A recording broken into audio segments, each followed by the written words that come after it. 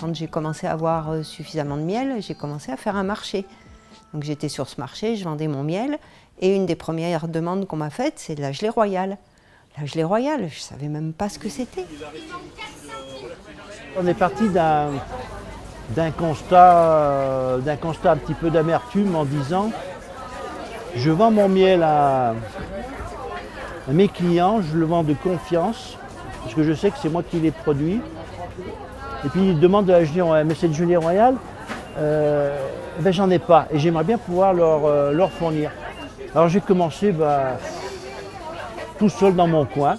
Moi je suis tombé dedans très jeune. Il se trouve que le hasard a fait que ma première expérience apicole s'est faite, mon premier stage chez des professionnels, s'est déroulé chez des producteurs de gelée. À ce moment-là, il n'y avait pas Internet. Moi, j'étais encore un peu débutante, j'avais pas énormément de réseau. Et j'ai cherché des gens qui produisaient de la gelée royale et je n'en ai pas trouvé. Pour te faire une confidence, la première année où j'ai fait de la gelée royale tout seul, avant de rentrer à la structure, j'ai fait 1 kilo dans ma saison. Avec combien de ruches? Je ne sais plus, 20, 30, 40, je ne sais plus. Un travail de fou avec des abeilles noires, de fou. Et par contre, ce kilo de gelée, je l'ai vendu comme je le vends mon miel avec mon cœur, avec mes tripes. Et quand tu pouvais dire au consommateur, cette gelée royale, c'est moi qui l'ai produit, je sais le sang et la sueur que j'y ai mis derrière. C'était des gens qui étaient très motivés, qui avaient envie de transmettre leur savoir. Ils ont formé, on peut dire qu'ils ont formé une génération d'apiculteurs et spécifiquement la production de gelée royale. Quand j'ai rencontré ces gens, en réalité, ça fait comme un tilt, quoi. Et c'est de cette rencontre qu'est né le groupement des producteurs de gelée royale. Parce que moi, je suis arrivée, ils étaient beaucoup une famille qui produisait. Et quand je suis arrivée, quelqu'un de complètement étranger, extérieur, tout ça, ça a cristallisé les désirs de chacun. Et on a créé le GPGR à ce moment-là. Au fil des années, j'ai quand même rencontré 2-3 autres producteurs et on s'est concerté, on s'est dit que si on voulait continuer à exister, il fallait que d'autres s'y mettent, il fallait qu'on identifie le produit.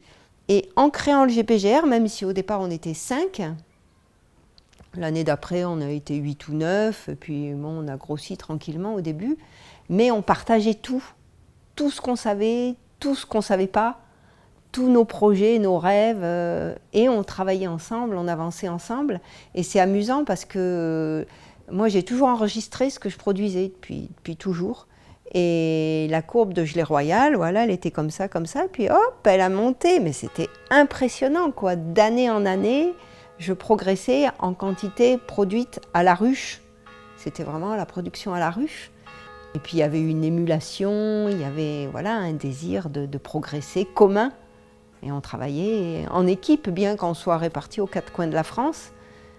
Ça a été fabuleux, quoi. «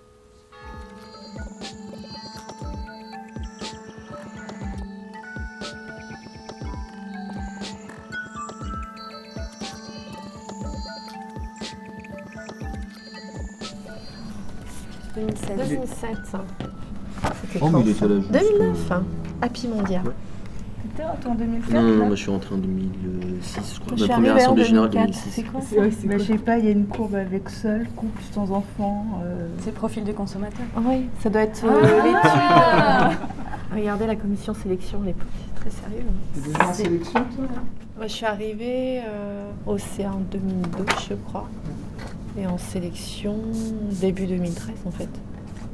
Mais ouais, c'est 2013, ça c'est les premières communications de la commission Comcom. Avec notre communicatrice Dominique, c'est obligé. Il y a encore du travail à faire. Il y a encore du travail à faire là. on verra dans 20 ans. Quand on est apiculteur, on travaille dans nos ruches, on est tout seul, c'est un travail de solitaire. Donc là, le GPGR, l'investissement au GPGR, c'est aussi quelque part une partie de notre vie sociale. Donc à travers le CA, à travers les commissions, à travers les stages qu'on a organisés. Je suis resté 10 ans trésorier.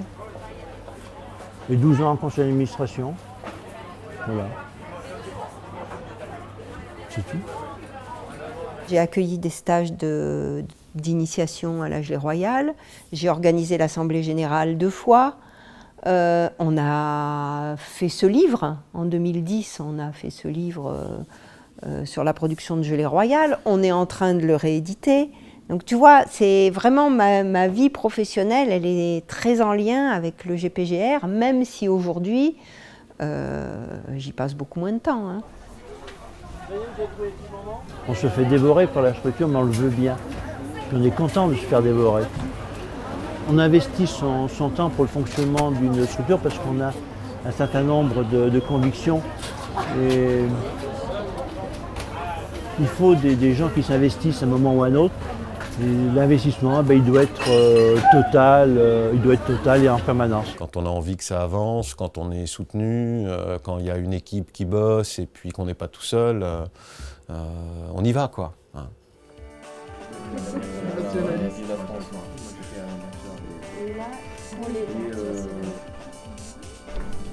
C'est quand ça 2012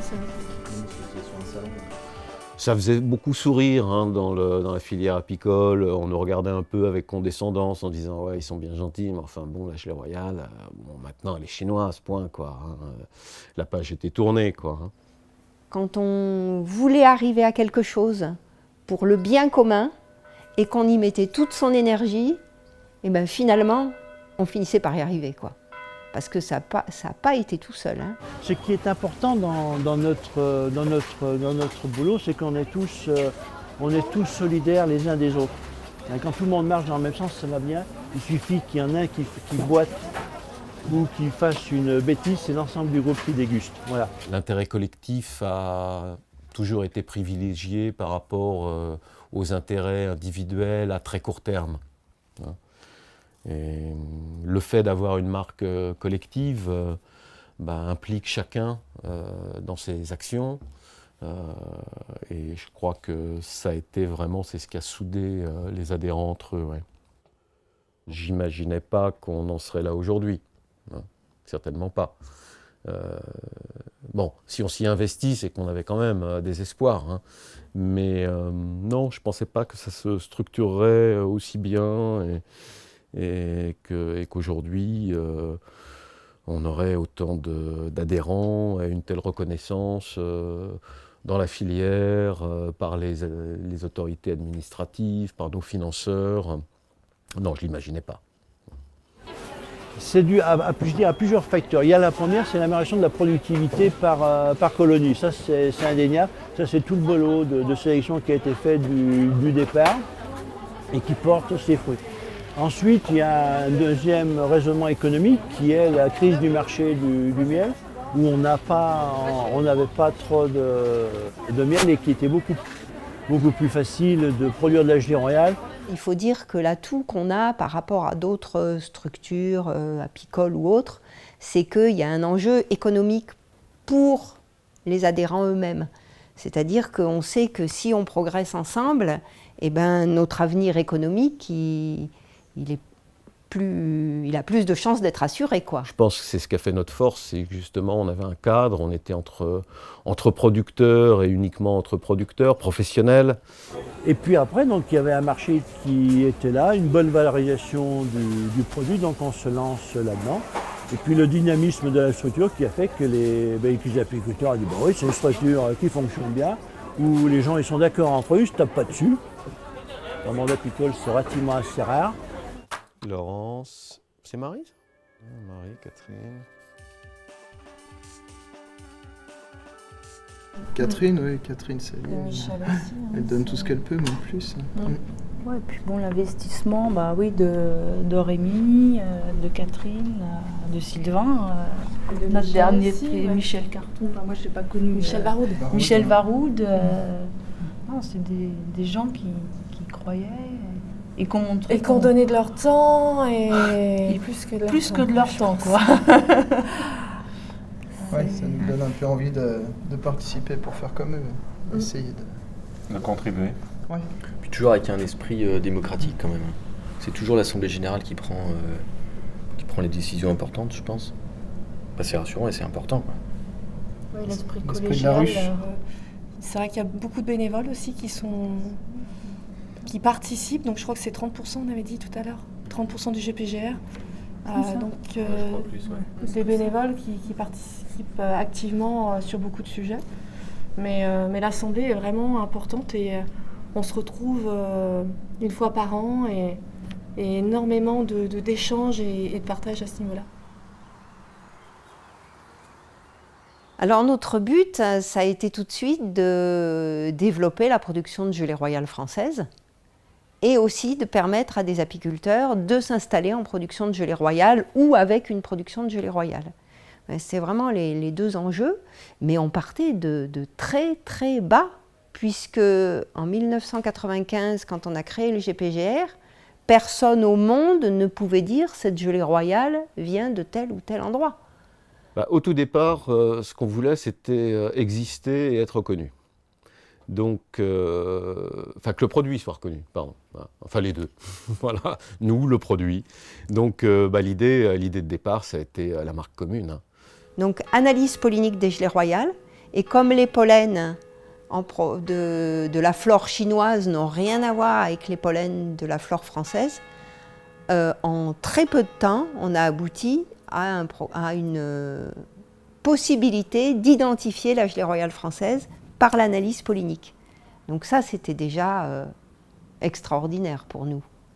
Ça s'est fait en plusieurs étapes. On a eu les pollens, on a eu les sucres, on a eu... C'est après que je dirais dans les dernières années que les choses ont pris un peu plus d'ampleur, qu'on est parti un peu plus profondément dans la connaissance du produit. Au départ, on était simplement sur le 10 HDA, quoi.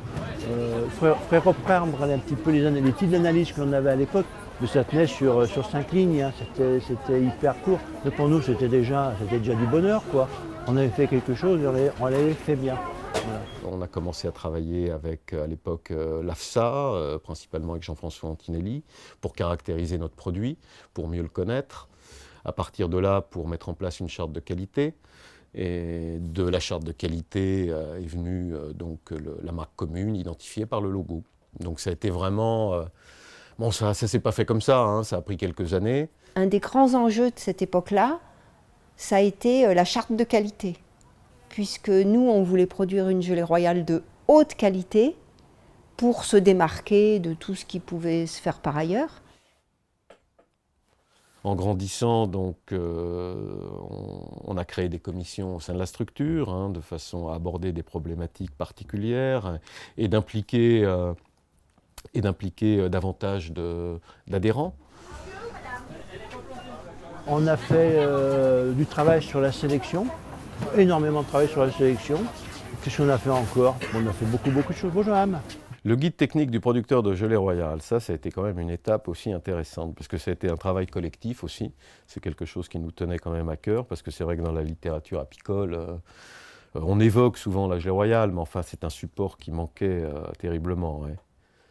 Donc ça a été une étape intéressante et je suis heureux souvent d'entendre les apiculteurs que je croise dire que c'est vraiment aujourd'hui pour eux un bouquin de référence, quoi.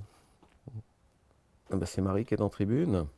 Ça a été une étape importante aussi, une étape importante pour le GPGR dans la mesure où c'était une reconnaissance aussi de toute la filière et de nos financeurs, donc de financer un premier poste d'ingénieur pour animer notre structure. Aujourd'hui, on en est à trois postes. Hein.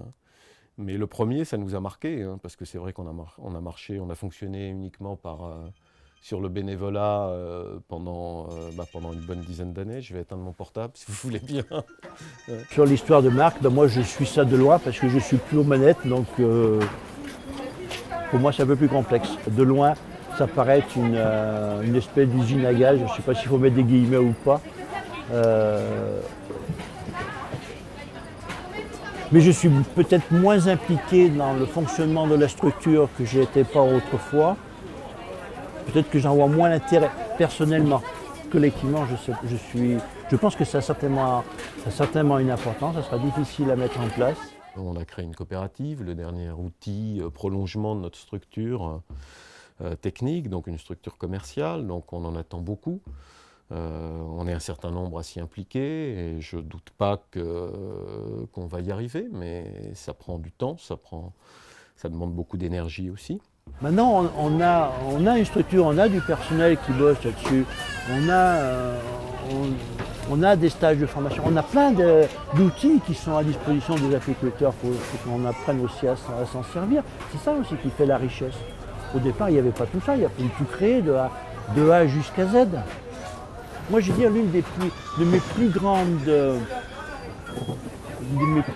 joies, en quelque sorte, c'est d'avoir pu organiser un certain nombre de stages de production où on a vu un certain nombre d'apiculteurs et qui sont là aujourd'hui et qui sont encore là. Je dis bravo.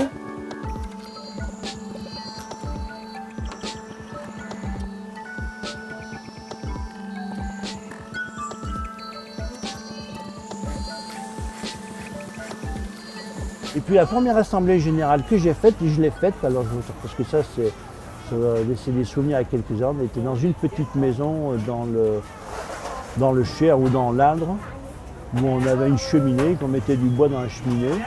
On est parti acheter 4 tranches de saucisson et un bout de fromage à l'épicerie du coin, et on a fait notre assemblée générale ici. Il devait y avoir 3 chambres, on était tous dans 3 chambres. Voilà, on devait être 6 ou 7. Bon, il y avait Catherine, il y avait Rémi, il y avait Bernard Gabert, il y avait Pierre Cochet qui est rentré en même temps que moi.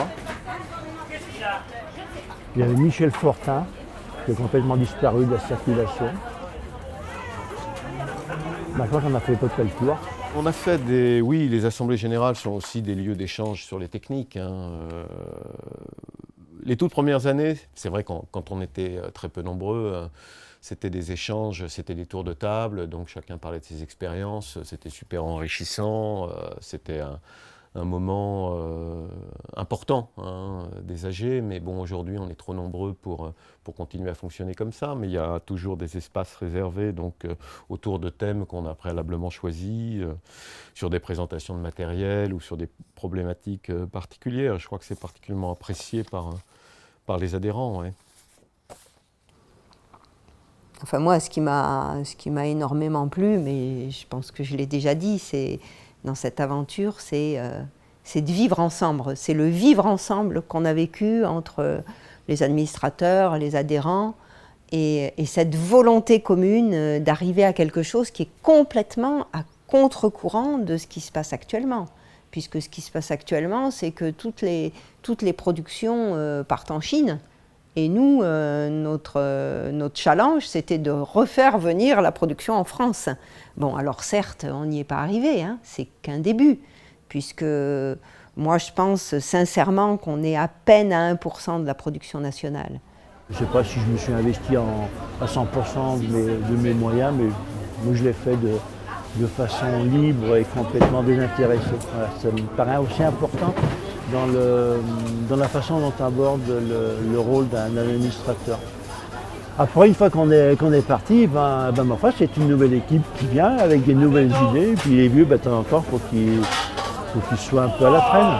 Voilà. Il ne faut pas toujours qu'ils soient toujours aux avant-postes. C'est les jeunes qui vont voir maintenant. C'est tout l'intérêt d'une structure comme la nôtre, c'est qu'on n'est pas resté sur nos acquis et que les générations d'apiculteurs qui nous ont rejoints, avec leur propre histoire, avec des profils différents, des gens qui n'ont pas fait que de l'apiculture, donc qui avaient d'autres idées, nous ont permis d'évoluer. Et aujourd'hui, je pense on a beaucoup appris par les jeunes qui nous ont rejoints dans la structure. Ouais. C'est les plus récents, mais... Ça, c'est les logos volants. Qui étaient appliqués sur les 5 ans. Ah ouais. Qui a pris ça plutôt. Ah oui, donc ça marche. Ouais. La semaine prochaine, j'en aurai. Oui, c'est sûr, j'en aurai. Ouais. J'ai perdu le fil. Donc forcément, ça m'a marqué. Mais avec tellement de bonheur. J'aimerais qu'il ne lève pas la main là. Ouais. 2009. Ouais.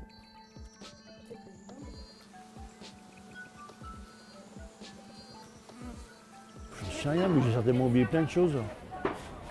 Tu passes pas 12 ans, comment dire, au manche d'une structure, tu ne peux pas faire un résumé en demi-heure de temps.